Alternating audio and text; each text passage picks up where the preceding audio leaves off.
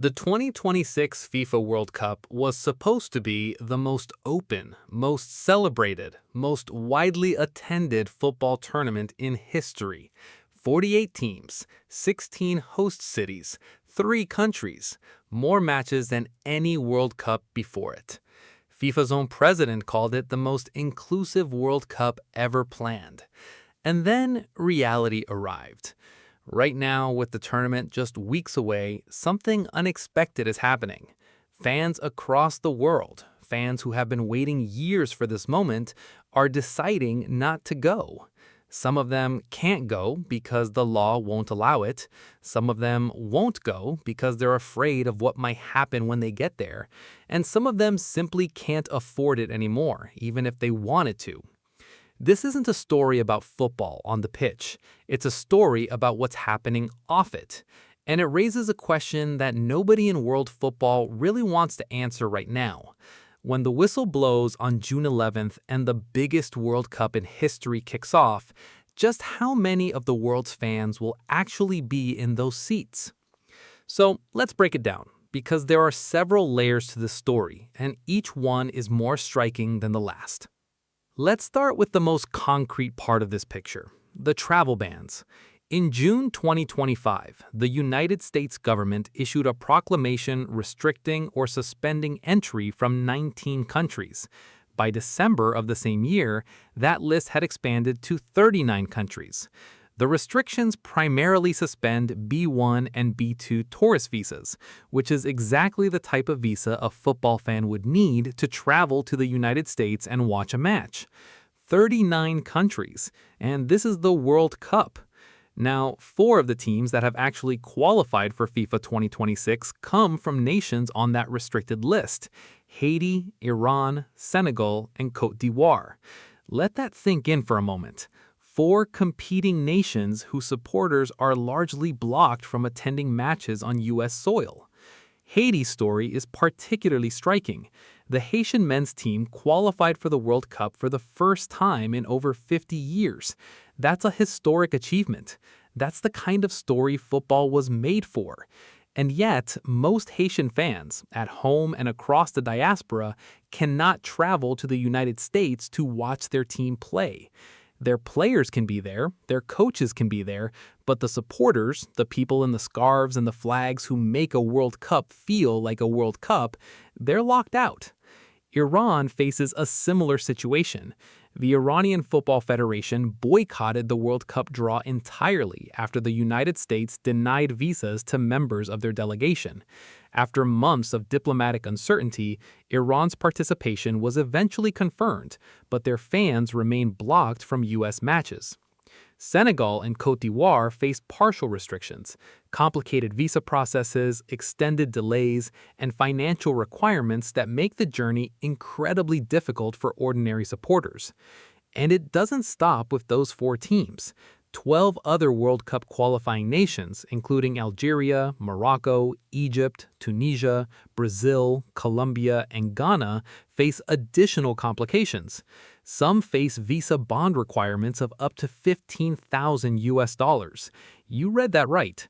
$15,000 paid up front just to apply for the right to attend a football match. That bond is refundable if the visa is denied or if the traveler returns home on time, but for the vast majority of fans in those countries, that kind of money isn't something they can just hand over while they wait. FIFA did push for some relief here.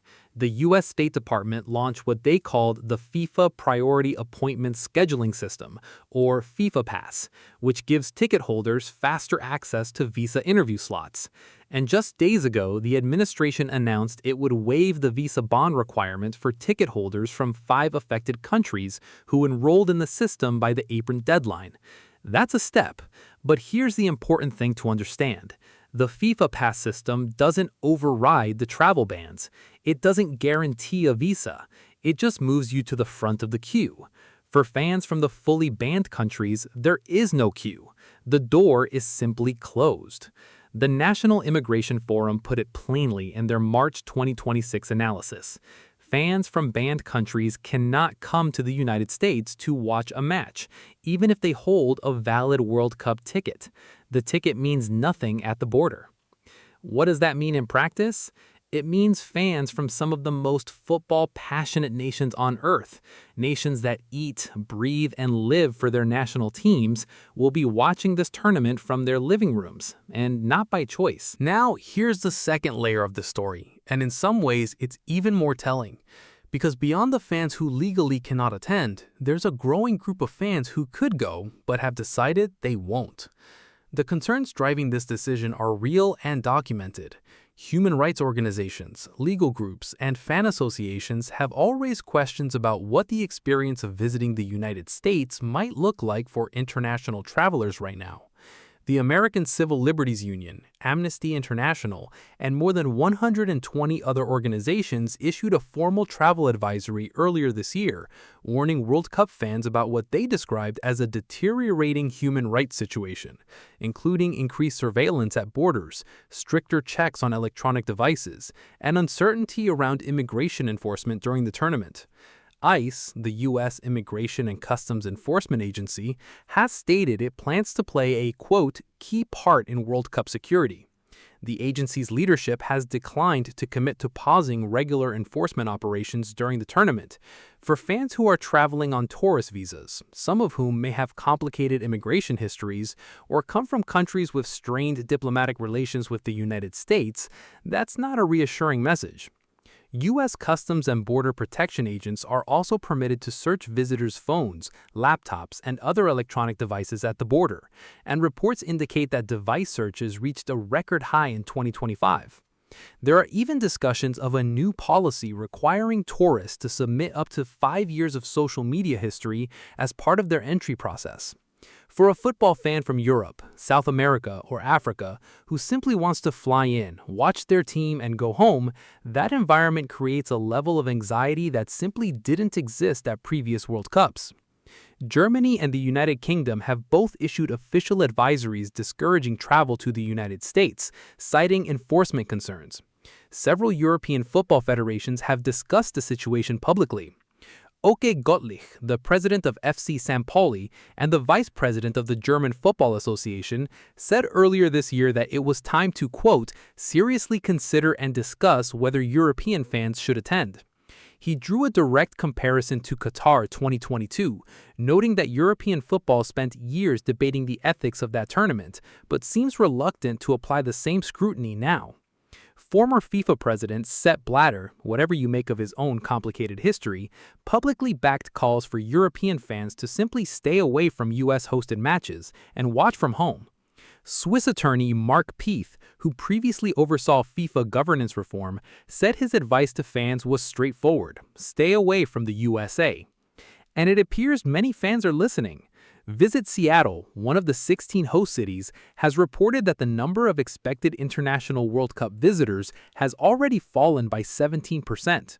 According to data from the World Data, U.S. inbound international visitors dropped by 6.3% in 2025, then fell a further 5.2% in early 2026. Transatlantic bookings, flights from Europe to the United States, are running 14% below where they were the previous year. That's not a small number. That's a structural shift in travel patterns, and it's happening months before the first ball is kicked. And then there are the boycott movements themselves. A Facebook group called Boycott FIFA World Cup 2026 in USA has grown to over 27,000 followers. Online campaigns are urging fans to watch from home or to attend Canada and Mexico-based matches instead. Calls have come from coaches, fan associations, politicians, and prominent football figures across Europe. The heads of 20 European football federations have all weighed in on the situation, though none have formally called for their nations to withdraw from the tournament itself. The distinction matters. Boycotting as a fan and boycotting as a competing nation are very different things. But even a significant reduction in European fan attendance would reshape the atmosphere of this tournament considerably. Part 3. The fans who can't afford it. There's a third group in this story that doesn't get enough attention, and it's the largest group of all. Even setting aside the visa issues and the safety concerns, FIFA 2026 has a ticket price problem. According to an analysis by The Guardian published last December, the cheapest seats available at this year's World Cup are still around 6 times more expensive than the average cheapest seat across the 2006 to 2022 tournaments. 6 times! That is not a modest increase. That is a fundamental change in who can afford to be in the stadium. On the secondary market, the picture has been shifting dramatically. Ticketdata.com reported in recent weeks that resale prices for several high-profile group stage matches have fallen sharply. The US versus Turkey fixture dropped 46% in resale value. A match between Iraq and Norway fell 54%. And an Australia versus Turkey fixture dropped 60%. Those are enormous corrections. What that tells us is that the initial demand on the secondary market was set at prices that real fans couldn't sustain. Sellers overestimated what supporters were willing to pay, and now they're slashing prices to move tickets that aren't shifting. That's not a healthy, thriving fan market. That's a market cooling rapidly under the weight of its own ambitions. And then there's accommodation. A Newsweek report from just last week found that hotel bookings across several host cities are running well below the expectations that the hospitality industry had built its planning around. Hotels in New York anticipated an additional 1.2 million international visitors during the tournament period. Currently, bookings are up by a maximum of 10% year-on-year, with nearly half of New York hotels reporting no additional World Cup business at all. Some industry insiders are now describing the tournament as a, quote, non-event in certain markets, citing weak international fan travel as the dominant concern. Football Supporters Europe, the non-profit association that represents football fans across the continent, went as far as filing a formal complaint with the European Commission in March, accusing FIFA of abusing its market position through pricing that locks ordinary fans out of attending. Think about what this World Cup was supposed to represent. A 48-team tournament was sold to the football world as an expansion of opportunity, more nations, more stories, more fans included in the conversation. But if the ticket prices make attendance impossible for the very fans who follow those newly included nations, the expansion starts to feel more symbolic than real. To understand how unusual the situation is, it's worth looking at what World Cups are supposed to feel like. The 1994 World Cup, the last time the United States hosted, set the all-time attendance record with 3.5 million spectators across 52 matches. That record has stood over 30 years. FIFA 2026 was supposed to be the tournament that finally broke it. More teams, more matches, bigger stadiums. The mathematics seemed to make it inevitable. And on paper, some of the numbers still look strong.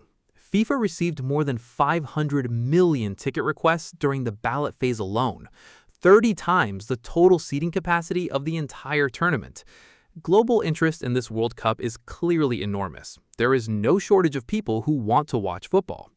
But wanting to watch and being able to attend are two very different things, and the gap between those two realities is the story of FIFA 2026. Previous World Cups faced their own complications. Russia 2018 had geopolitical tensions surrounding it. Qatar 2022 drew widespread criticism over human rights and the treatment of migrant workers, as well as the sheer difficulty of mass fan travel to a small Gulf state. But in both cases, the fans who wanted to attend largely could. The barriers were logistical and financial, but they weren't legal. What makes 2026 different is that for a significant portion of the global football audience, the barrier isn't inconvenience. It's a door that is legally closed to them. That hasn't happened at a World Cup in the modern era to this degree. FIFA itself has human rights criteria embedded in its bidding process. Each host city published commitments around how they would promote human rights during the tournament. Those commitments are now being tested, and several independent organizations have concluded, publicly, that the current environment in the United States puts those commitments at risk. So what does all of this actually mean for the football? The players will be there, the teams will compete, the matches will be played. FIFA 2026 is happening, and it's going to produce extraordinary football moments regardless of the attendance picture. There's no question about that. But a World Cup isn't just about what happens on the pitch, it's about the supporters in the stands. It's about the flags draped over barriers and the chants that travel across a stadium at 2 in the afternoon in July heat. It's about a Senegalese fan in a yellow shirt standing next to a Norwegian fan in red, both of them watching football together in a city neither of them has ever visited before. That's the soul of the World Cup. And the question being raised right now, by fans, by football officials, by human rights organizations, is whether that soul will be present in the stands this summer, or whether it will be missing in ways that are subtle but real. For the players involved, there's a specific kind of weight to this. Imagine qualifying for your country's first World Cup in 50 years, flying across the world to compete, and knowing that almost none of your supporters were able to make the journey with you. Haiti's players will carry that. Iran's players will carry that. Senegal's players, who are among the most exciting in Africa, will compete knowing that their passionate fan base that followed them through qualification couldn't get visas to be in the stadium. For other nations, the concern is different but still present. Fans from across the Middle East, Africa, and Latin America, regions that form the emotional backbone of global football support, are facing a combination of visa complications, travel costs, and safety concerns that make the journey feel more like an ordeal than a celebration. Some of those fans will redirect to Canada and Mexico, where no equivalent travel bans apply, and where the atmosphere is expected to be vibrant. Matches in Toronto, Vancouver, Mexico City, Guadalajara, and Monterrey may well have the richest international fan energy of the entire tournament. That's one of the genuinely interesting dynamics of a three-country co-hosting arrangement. The energy doesn't disappear, it just shifts. FIFA President Gianni Infantino has insisted throughout all of this that the world is welcome in America. The organization has pointed to the FIFA Pass system and the recent visa bond waivers as evidence of active work to ease fan access. And to be fair, FIFA has pushed for concessions in difficult conditions. But the broader question being asked in football circles right now is whether the organization has done enough. Independent analysts, fan groups, and human rights organizations have consistently described the guarantees as insufficient. Football Supporters Europe called FIFA's assurances inadequate. Amnesty International described the tournament's human rights commitments as being at serious risk. What happens next will depend on a few things. How many fans actually make it through the border and what their experiences are will shape the conversation around the tournament in real time. If international supporters arrive smoothly, enjoy the football, and leave without incident, some of these concerns will ease. If there are high-profile cases of fans being detained, turned away, or subjected to intrusive checks, those stories will follow the tournament around the world. The ticket resale market will also be worth watching. If prices continue to fall and stadiums for non-marquee matches end up with significant empty sections, that will become a visible, televised reality that FIFA will have to address. And there's a longer-term question here too. The 2026 World Cup will be used as part of the argument for the United States hosting the 2028 Olympics, and the co-host may well bid again for future tournaments. How this edition is remembered, and specifically how the access and atmosphere questions are resolved, will shape those conversations. Football has always found ways to transcend difficult circumstances. Players have always delivered moments that cut through noise and complexity and remind us why we love the game. That will happen in June and July of this year. Goals will be scored. Upsets will happen. New heroes will emerge. But the story of who was in the stands to witness those moments, and who wasn't, and why, will also be part of the record. And that part of the story is still being written. So here's where we are. Millions of fans who love this game, fans who followed their teams through qualification, who saved money for tickets, who dreamed of this summer, are not going to FIFA 2026. Some can't because the law prevents it. Some won't because the environment makes them anxious. And some simply can't afford a tournament that has priced itself beyond their reach. It doesn't mean FIFA 2026 won't be spectacular. It may still break records, produce unforgettable football, and deliver the kind of drama that only a World Cup can. But it will do so with a significant portion of its natural audience watching from home. The real question, and I want to know what you think in the comments, is this. Does any of this change how you feel about the 2026 World Cup? Are you planning to attend, watching from home, or redirecting to the Canada and Mexico matches where things feel more straightforward? Drop your thoughts below. And if you're from one of the countries affected by the access issues, tell us your story. That's exactly the kind of conversation this channel exists for. If this video gave you something to think about, hit the like button. It genuinely helps this kind of analysis reach more football fans who care about the game beyond just a scoreline. Subscribe if you haven't already, because as the tournament gets closer, the stories are only going to get more interesting. This is FIFA 2026. It's weeks away, and it's already unlike any World Cup we've ever seen. See you in the next one.